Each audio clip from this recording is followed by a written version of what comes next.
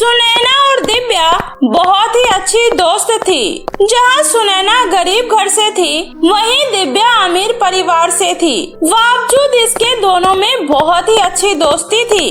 Sunaina, thank you so much यार, तेरी वजह से आज मैं स्कूल में सबके सामने मैडम की डांट सुनने से बच गई। अगर तू मेरी हेल्प नहीं करती फिर मैम पूरे क्लास के सामने मुझे बहुत डांटती। वैसे भी मुझे तेरे लिए बुरा लग रहा है यार, सॉरी। यार दोस्ती में कैसी सॉरी और कैसी थैंक यू, इतना तो मैं तेरे लिए कर ही सकती हूँ ना। वैसे भी हम गरीब लोगों को डांट सुनने की आदत है, हमें इससे कोई फर्क नहीं पड़ता। बल्कि मुझे खुशी है कि मैंने तुझे डांट सुनने से बचा लिया। अब ये सब छोड़ और चल मेरे घर। तेरे घर? हाँ, तू इतनी ज्यादा हैरान क्यों हो रही है? अच्छा समझ गई, बिना पंखे के तू वहाँ रुक नहीं पाएगी ना। कोई बात नहीं, मैं तुझे अपने हाथों से पंखा कर दूंगी। अब चल। ऐसे ही दिन बीत रहे थे।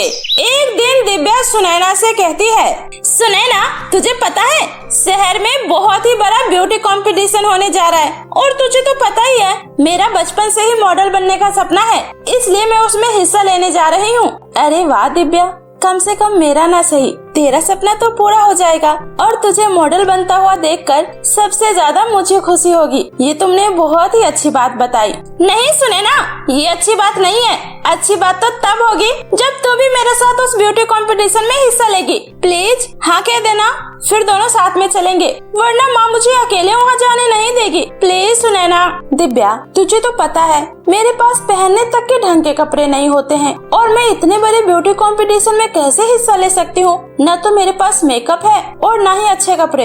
अरे तू इसकी चिंता मत कर, मैं तुझे अपने पुराने कोई भी कपड़े दे दूंगी। तू बस मेरे साथ चल ले। मुझे पता है तू वो कंपटीशन नहीं जीतेगी, बस मुझे कंपनी देने के लिए ही चल ले। प्लीज यार मान जाना।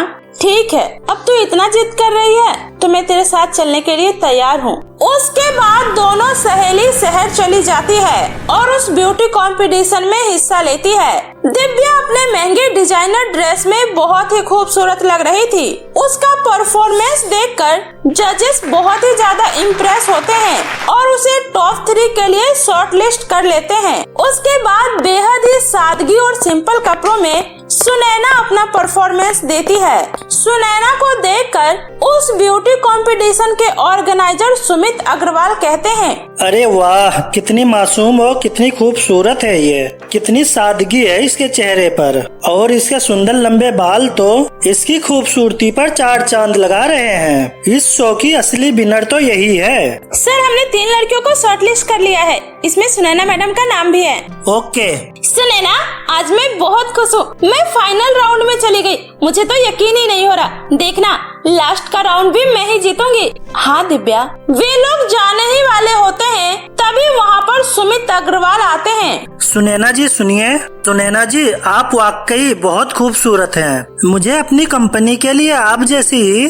सुंदर और सुशील मॉडल चाहिए थी और मुझे लगता है मैं जिस लड़की को ढूंढने के लिए ये प्रोग्राम करवा रहा हूँ वो आप ही हैं। ये लीजिए हमारी तरफ से एक छोटा सा तोहफा।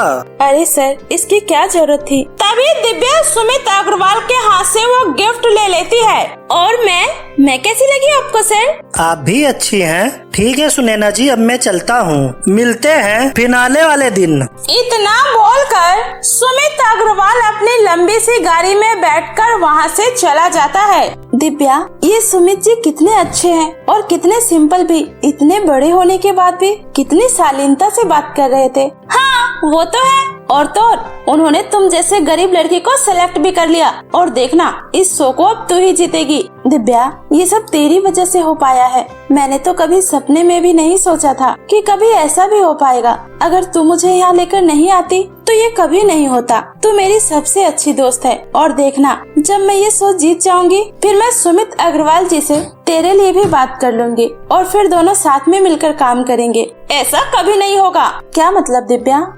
मेरा मतलब है सुनैना, ऐसा ही होगा। सुनैना बहुत खुश थी। वहीं दिव्या ये सब होता देखकर बहुत ही ज्यादा जल भुन जाती है। ये गरीब 2 कौड़ी की लड़की ये मुझसे आगे नहीं जा सकती है। नहीं, ऐसा नहीं हो सकता।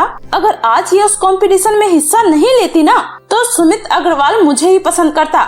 मैं इसे अपने से आगे जाते हुए नहीं देख सकती हूँ, कभी नहीं। दिव्या, कहाँ खो गई तुम? क्या सोच रही हो? अरे कुछ नहीं, बस फिनाले के बारे में सोच रही थी।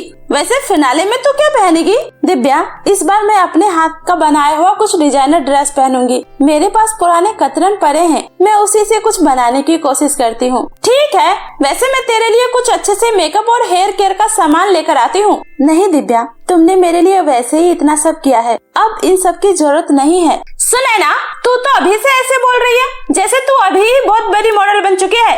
देख, अभी जमीन पर ही रह, मॉडल बनने में भी बहुत टाइम है। अभी लास्ट कंपटीशन बाकी है, इसलिए मैं कोई रिस्क नहीं ले सकती, समझी? तू अभी रुक, मैं अभी आती हूँ। सुनैना, मैं तुम्हें उस कंपटीशन में हिस्सा लेने के लायक ही नहीं छोड़ूंगी, बस तुम देखती जाओ मैं तुम्हारे साथ क्या करती हूँ। थोड़ी देर में दिव्या सुनैना को कुछ मेकअप और एक शैम्पू देती है। अब से तू रोज इस शैम्पू से बाल धोएगी और ये मेकअप लगाएगी, इससे तुम्हारा फेस और बाल बहुत अच्छे रहेंगे, ठीक है? Thank you so much Divya, मैं तेरा ये एहसान कभी नहीं भूलूंगी। हाँ, मैं भूलने भी नहीं दूंगी। ठीक है सुनैना, अब मैं चलती हूँ। अगले दिन जैसे ही सुनैना उस शैम्पू से अपने बाल धोती है, उसके सर के सारे बाल झड़ जाते हैं। अरे ये क्या हो गया? मेरे सुंदर लंबे बाल, मेरे सारे बाल कहाँ चले गए? हे भगवान, ये कैसे हो गया? दिव्या, ये तुमने मुझे कैसे शैम्पू ला कर दे दिया? मेरे सारे बाल झड़ गए। सुनैना दिव्या को फोन लगाती है और उसे सारी बातें बताती है। दिव्या, तुमने कौन सी दुकान से वो शैम्पू लिया था? अभी उसके पास चलो, मैं उसके खिलाफ पुलिस में कंप्लेंट करूंगी। उसकी कोई जरूरत नहीं है सुनैना, क्योंकि ये सब मैंने जानबूझकर किया है। तुम्हारे साथ बिल्कुल ऐसा ही होना चाहिए। एक अमीर लड़के ने प्यार से तुमसे दो बात क्या कर ली? तुम तो मुझे ही भूल गई कि मैंने इस कंपटीशन को जीतने के लिए कितनी मेहनत की है, और मेरी मेहनत को कोई इतनी आसानी से मुझसे छीन ले, ये मैं बिल्कुल बर्दाश्त नहीं कर सकती। इसलिए अब मेरी बात को कान खोलकर सुन लो। टकली सुनैना, तुम गरीब लोग हमेशा गरीब ही रहोगी, कभी हमारी तरह अमीर नहीं बन पाओगी, समझी?